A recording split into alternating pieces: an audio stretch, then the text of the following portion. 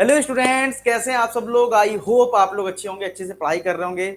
और अब आपके प्री बोर्ड आने वाले हैं। ठीक है, किसी के नवंबर एंड में है, किसी की फर्स्ट वीक ऑफ दिसंबर है।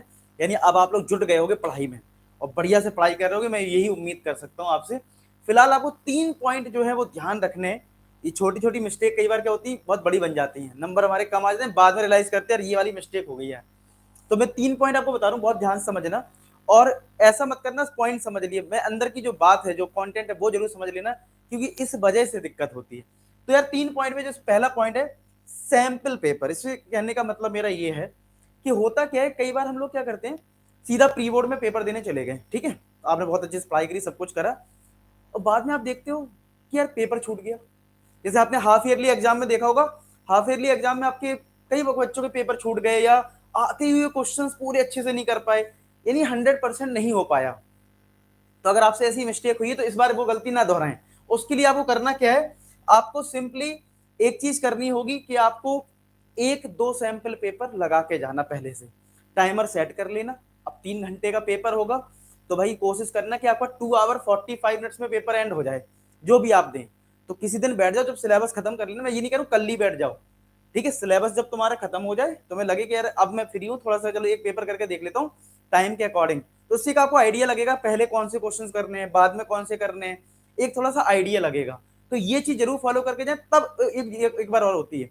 जैसे एक एग्जाम्पल समझना, आप किसी रोड से जा रहे हो, अगर आप पहली बार उस रोड से जाओगे, थोड़ा लगेगा यार अनकंफर्टेबल सा, क्या यार पता नहीं इसमें क्या है क्या नहीं है। ठीक है, लेकिन अगर आप एक बार रोड पे चल चुके हो तो दोबारा चलना बहुत आसान होता है। ठीक है, तो वैसे ही अगर आप एक बार सैंपल पेपर सॉल्व कर चुके तो आपको पता है, एक कॉन्फिडेंस लेवल अलग लेवल का होगा, जो कि आप पहली बार करोगे और जो आप एक बार कर चुके तो आपको पता है ना यार इतने क्वेश्चंस होते हैं, मैंने ये वाला अटेम्प्ट पहले किया था सैंपल पेपर में, ये ऐसे, मतलब आपको पता, एक स्ट्रेटजी बन जाती है।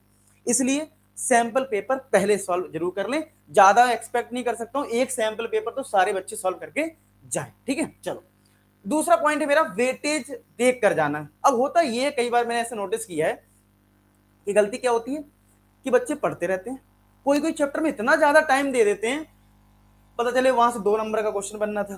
ठीक है, या जिस पे ज्यादा मेहनत कर रहे हो वो 4 नंबर का चैप्टर है, और जिस पे तुमने फोकस नहीं करा वो पता चले 10 नंबर का चैप्टर था। तो वेटेज सिस्टम देख के जाओ बेटा कि भाई कहां से ज्यादा क्वेश्चंस आने वाले हैं। मैं ये नहीं कह रहा हूं कि कोई चैप्टर छोड़ के जाना है, अब तुम्हारे पास जितना टाइम बचा है उसके अकॉर्डिंग तुम्हें प्लान बनाना होगा ना।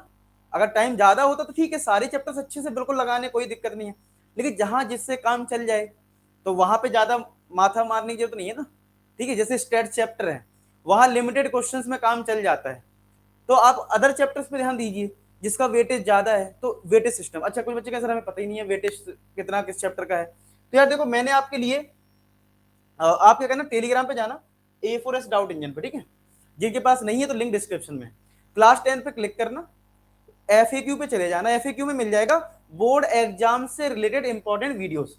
जैसे इस पे क्लिक करोगे तो देखो पहला वीडियो है chapter wise blueprint of sample paper, यानी जो CBSE ने सैंपल पेपर रिलीज किया है, इसमें मैंने ये बताया कि रियल नंबर से कितने क्वेश्चंस थे, पॉलिनोमियल से कितने क्वेश्चंस थे। लेकिन हालांकि ये चीज जो है वो वैलिड नहीं होती, कि फिक्स नहीं होता कि किस चैप्टर से कितना आएगा, चैप्टर वाइज नहीं होता, लेकिन हाँ यूनिट वाइज जरूर होता है। तो CBSE ने जो यूनिट वाइज दिया था वो वीडियो आपको चौथे नंबर पे मिल जाएगा, CBSE ऑफिशियल मैथ्स ब्लूप्रिंट। यहां से आप देख सकते हो यूनिट वाइज CBSE में फॉलो होता है। अगर CBSE ने कहा है कि अलजेब्रा 20 नंबर का है तो वो 20 नंबर का आएगा। ठीक है, हाँ चैप्टर वाइज नहीं होता है कि रियल नंबर का पता चले सैंपल पेपर में 2 नंबर का था, वहां 4 नंबर का आ जाए। तो आप इसको फॉलो कर ले, CBSE ऑफिशियल मैथ्स ब्लूप्रिंट, यानी कि आप देख लेना किस यूनिट से ज्यादा आ रहा है, उस पर ज्यादा ज्यादा प्रैक्टिस करना, तो आपका अच्छा रहेगा। तो इस बात का जरूर ध्यान रख के, ये मेरा कहना है इस वाले पॉइंट में, वेटेज सिस्टम जरूर देख के जाएं। और अभी देख लें, ये चीज तो अभी कर लें, मैथ्स का ही नहीं साइंस का भी देख लें। ठीक है, साइंस SST सबका देख लो, उसके अकॉर्डिंग पढ़ाई स्टार्ट करो कि भाई मुझे इस चैप्टर पे टारगेट बनाओ कि भाई अच्छा अब मुझे ये चैप्टर स्ट्रॉन्ग करने हैं, क्योंकि इस पे ज्यादा नंबर का, यहाँ 15 नंबर का आ रहा है, अच्छा इससे 6 नंबर का आ रहा है, ठीक है मैं जितना आता है मैं कर लूंगा। तो ऐसी स्ट्रेटजी बनाओ, खुद से स्ट्रेटजी बनाओ यार। हमेशा ही डिमांड करते थे सर स्ट्रेटजी सेशन, खुद से भी कुछ करना चाहिए। ठीक है, डायरी उठाओ, पेन उठाओ और लिखना शुरू करो, अच्छा ये चैप्टर पर टारगेट करना है, SST में इस चैप्टर पे करना है, अच्छा साइंस में ये चैप्टर करना है। इस तरीके से करोगे तो डेफिनेटली आपका बढ़िया हो जाएगा। ठीक है, तो ये वेटेज सिस्टम जरूर देख के जाए। तीसरा पॉइंट है निगेटिव फीलिंग्स मत आने देना। अब होता ये है, बच्चे क्या है, अब इस टाइम में कुछ बच्चों ने बहुत कुछ पढ़ लिया होगा, कुछ ने बहुत कम पढ़ा होगा, किसी ने बिल्कुल एवरेज पढ़ाई करी है। तो ये कंपेयर मत करना कि यार वो टॉपर है, उसने तो बहुत कुछ लगाया, मैंने नहीं करा। कोई बात नहीं, ठीक है। पेपर जरूरी नहीं कि बहुत हार्ड आ जाए प्री बोर्ड आपका, ठीक है, लेकिन आपको ये ध्यान रखना है कि यार अपना लेवल अच्छा सुधारना है। तुमने अगर एनसीईआरटी कर ली तो थोड़े एक्स्ट्रा क्वेश्चंस करके जाओ। मैंने प्रीवियस वीडियो में बनाया, अगर आपने अभी जस्ट प्रीवियस वीडियो देख लो जिसमें मैंने स्ट्रेटजी बताई आपको पढ़ना क्या है, तो आप वो देख लेना, ठीक है। तो वहां से आपको पता लग जाएगा। शॉर्ट में मैं आपको बता दूं, इंपॉर्टेंट क्वेश्चन तो करके जाओ। तो आपको ये रहे कि आप अपना लेवल सुधारिए। कंपेयर करने में कहीं ऐसा ना हो कि आप ज्यादा की, कई बार बच्चे देखता हूं मैं, पढ़ाई कुछ की नहीं थी ज्यादा और सीधा उठाने लगे क्या, रेफरेंस बुक जो बहुत फेमस है, वो वाली फेमस बुक उठा ली और करना शुरू करे। एक चैप्टर पूरा नहीं होता है और फिर बोर हो जाते, कहते सर इससे कैसे हो पाएगा। नहीं हो पाएगा भाई बेटा, नहीं हो पाएगा। अब आप रेफरेंस बुक उठाओगे ना और पेपर तुम्हारे 10-15 दिन बाद हैं और तुम्हें और भी सब्जेक्ट पढ़ने हैं, तुम नहीं कर पाओगे। अब तुम सिलेक्टेड क्वेश्चन ही कर सकते हो। ज्यादा इधर उधर मत करो कि यार उसने कर लिया, उसने कर लिया, बहुत अच्छी बात है। तुमको अपना देखना है और तुम अभी से अच्छे से पढ़ोगे। जिस तरीके से मैंने स्ट्रेटजी आपको बताई थी, अगर तुमने वो कर लिया, मैं श्योर हूं कि आपके अच्छे नंबर आ जाएंगे। तुम श्योर नहीं होगे, क्यों नहीं होगे मैं बताता हूं इसका रीजन। क्योंकि तुमको एक्सपीरियंस नहीं है। तुम तो फर्स्ट टाइम दे रहे हो ना बोर्ड एग्जाम, ऐसा तो नहीं तुमने पहले 4-5 बार दे दिया है, ठीक है। तुम तो फर्स्ट टाइम दे रहे हो। और मैंने कितने बार बच्चों को दिलवा दिया है, मैं तो ये हर साल देखता हूँ, ये हर साल प्री बोर्ड आते हैं, हर साल बोर्ड आते हैं, तो मुझे तो पता है ना बच्चों कैसे अच्छा करना है, बच्चों कैसे अच्छा करना है, क्या चीजें फॉलो करनी है। आपको लगता होगा कि यार मैं ये बुक लगा लूंगा तभी मेरा भला होगा, लेकिन मुझे पता है कि किस तरीके से और ज्यादा अच्छा भला हो सकता है, समझ रहे हो।